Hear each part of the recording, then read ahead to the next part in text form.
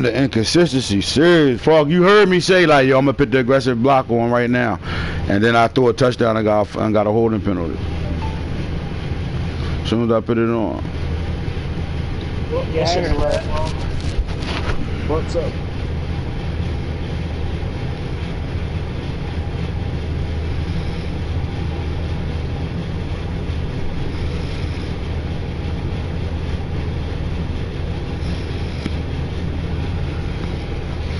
Someone call 911. I hate when folk do that shit and I always start singing that shit. I don't even know what the fuck that's about.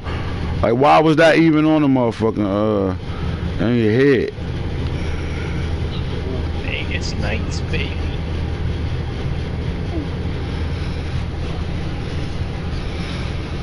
What you doing? Pocket passer 8.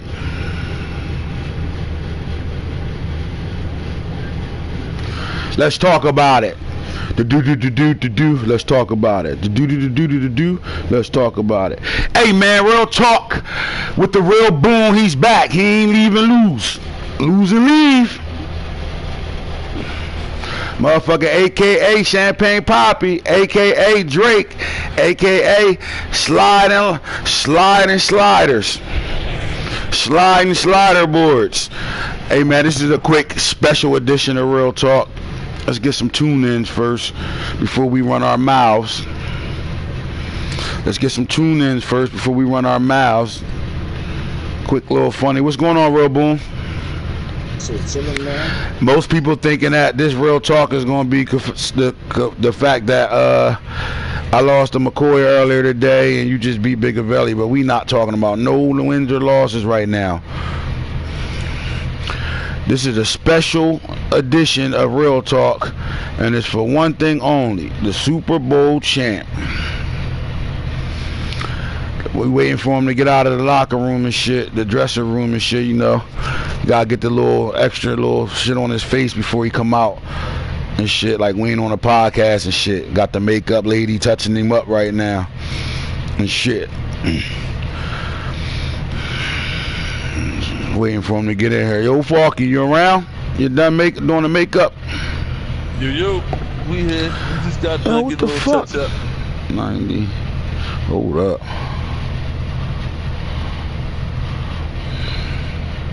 We in the building.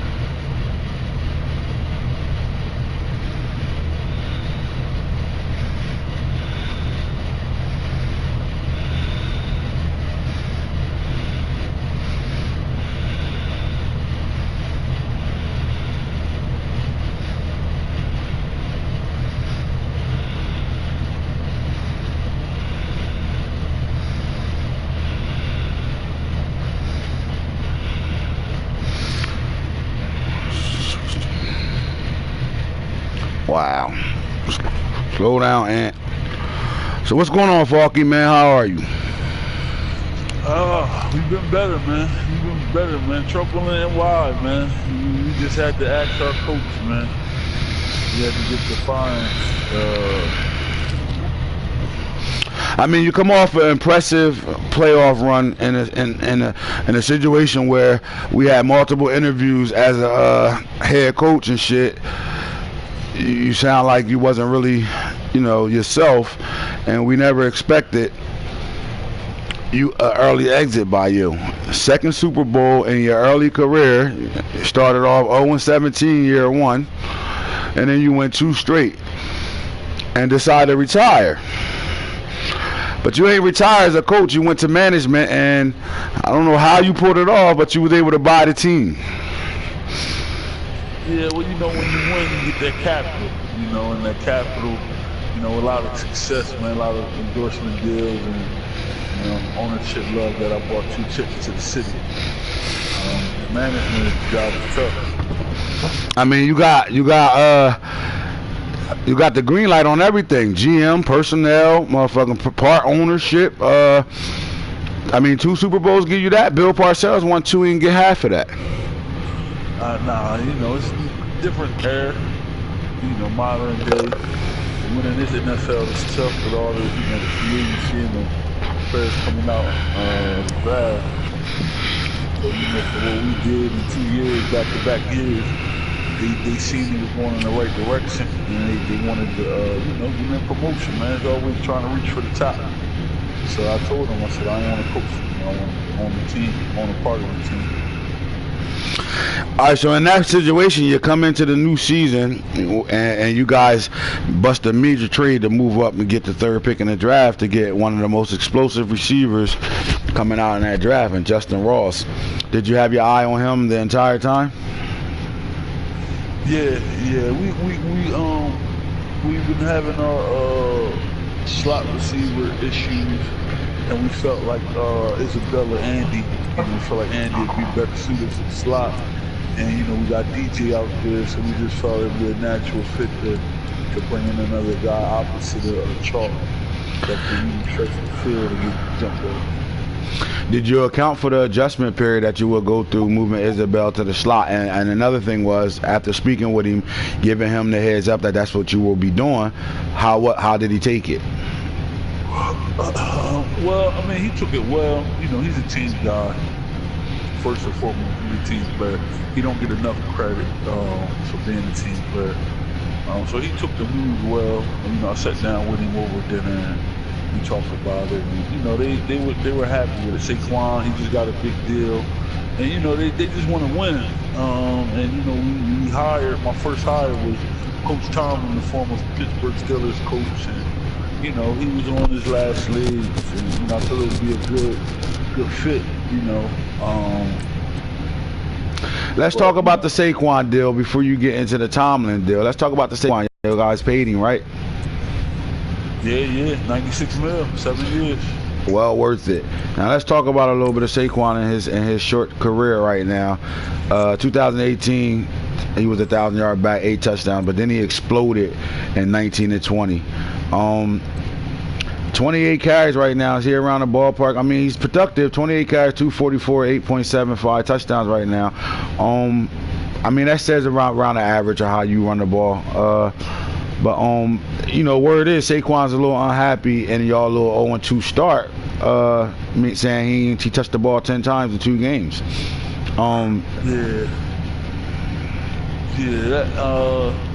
We had to address that, and that was that leads me into the Mike Tomlin firing. I mean, we just got a little past happy. We have a great young quarterback in Mike Cubbage, and right now he's completing under 50% of his passes, which is unacceptable. We're throwing the ball too much downfield, trying to get Ross and Chalk and those guys involved, and we got one of the best backs, if not the best back in the backfield, not getting the ball. So, philosophy just wasn't matching up. We had to go in a different direction, Coach Tomlin. And talking about Coach Tomlin, it might have been the fastest hire and fire we ever witnessed. 3 games, he was fired during halftime of the game against the Raiders. Before we get into that part of it, let's talk about Mike Cubbage was the main reason. We saw the little dispute on the sideline during the Raiders game, him ignoring him. It almost looked like the Terrell Owens and Donovan McNabb situation where Thomas was trying to talk to him and he just kept ignoring him and shit, took his helmet off, gave him the middle finger, told him fuck out of here. I guess I could see why. I mean, 4 touchdowns, 10 interceptions, 67 quarterback rating. He's at 45% throwing the ball right now in 3 games. I mean, I guess I could see why. Is it something about Mike Tomlin with this type of all these weapons around him? Like, what did you see to make that hire in the first place? Yeah, I mean, for me, went off his resume, and I thought me and Coach Tomlin was like-minded, and how we built that relationship with players and just get them to get it all. But I don't know if he got older, but just the culture I expected wasn't there. It was translating on the field.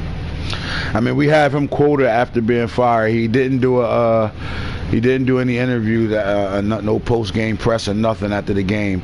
But his rep sent in what he said about being hired and fired in 3 games. It might be the fastest firing we ever seen. And he said, well, I don't want to think the Giant staff for giving me an opportunity. They never gave me complete control of the offense. They had a head coach in the management position who still was trying to coach this football team, and the players wouldn't respond to me. What do you have to say about that? I mean, those comments, you know, I'm not going to get back going back and forth with Coach Tom. I think the game is passion. I just think he doesn't have that same rapport with the players, and the game is passion. Wish you nothing but the best, but I'm not going to go back and forth. My resume speaks for itself. My players' resume speak for themselves when they're under my tutelage. So, you know, God bless Coach Tom.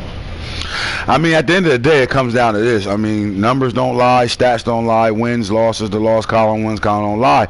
A 0-2 start, almost to a 0-3 start, y'all pulled it out. Like I said, at halftime they made the switch.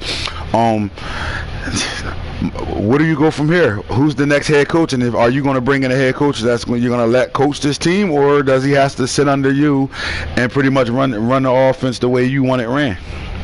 No, the next coach, he would definitely have to say so. And, you know, I would just be from the box looking down, man, evaluating the team and evaluating the coaches, just making sure you always have the best product out there. So, you know, our fans deserve the best. I mean, rumor has it, some say, I mean, I quote this from the New York Times, ex-coach Pat Falk is moving way too fast as the general manager and part owner. We hear rumors being spoken that he's trying to move the team. I mean, you just got the job. You're moving the team. You just fired the coach in 2.5 games. You brought in a new coach, and you pretty much told him he got to call the plays you want call, or he's fired too. I mean, dictatorship? Is this Little Rocket Man going on right now? Like, I don't know how to ask this without offending you, but it seemed like you were on a power struggle, a power trip right now. What's going on with that? It's more so just recognizing the team I have and recognizing the window we have, and just trying to maximize it and not taking you know, mediocre coaching. Mediocre. Not trying to take mediocre coaching, you know, for these players, man. And, you know, so if I come off as, you know, arrogant, the bad guy, pull the trigger, any coach that works for us, they gonna know they got to do their best. And in 3 games, Coach Tomlin is subpar, and I'm being nice with him. Subpar. Yeah, I mean the stats don't lie. I mean let's just talk about some of the coaching strategies and coaching moves. We talk about against the Cowboys, hated rival, 7 seconds on the clock, no timeouts left, and you run a dive up the middle. And who call was that? Was that Tomlin? Yeah, that was Tomlin. It was Coach Tomlin with the call. You know, me personally, I'd have threw the ball. So this way, you know, reaches to the end zone, and if it's, you know, if it's incomplete, then we keep a field goal. But to run it up 4th and 3rd and goal from the 1 and run it, and then not make it in, that was a careless loss. And do you see Coach Mike Tomlin getting another job at all this year? I think this year will be tough because, you know, we're already into the season. But, you know, I wish him nothing but the best. Well, there you have it. I mean, you got the New York Giants' new half owner, ex-coach Falk, 2-time champion, who's I mean, what are you gonna do? You're gonna take a lot of uproar. New York is a very, very tough audience to deal with, and you're looking to be moving this team out of New York. I mean, we had one quote saying, if he move, he better not use our emblem no more. Our logo is ours. Tell him get the F out of here. I mean, they killing you right now. How do you keep your team focused through all this distraction? I mean, you're doing a whole lot as a general manager and a part owner in 3 games. Just to get the guys focused, I just think, you know, it's just that motivation of just being the best. And I think, you know, these first 2 losses and struggle with the 3rd game is going to really just help us. I think it was needed because it's going to create that hunger that the guys lack, Right. that they need. So, you know, I think we're going to be good, man. I really think we're going to be good. We're going to tighten up. We got some tough games. You know, got the Packers coming up, Saints. Got some tough games, but you know, as long as we just play hard, I think we'll be fine. Well, there you have it. We leaving New York right now. You got ex-coach Pat, half owner right now, doing a lot in a very short time with these New York Giants. I mean, you heard it here, him and Mike Tomlin. He was being nice to Mike Tomlin, but Mike Tomlin has some choice words for him. We should see how this is going to take place throughout. 3 games in, Mike Tomlin fired as the head coach for New York Giants. Mike Tomlin lost his job in the fastest manner we've ever seen. We've never seen somebody come in 3 games and lose their job. It's a first for everything in the NFL. It's constant changing, constant open doors and moving chairs. The fastest firing I ever seen. They didn't even get out of the game. He was fired. It's nuts. See what happens with Mike Tomlin from here on out. But this is Real Talk, special edition interview with new owner Patrick Falk. And we're out of here.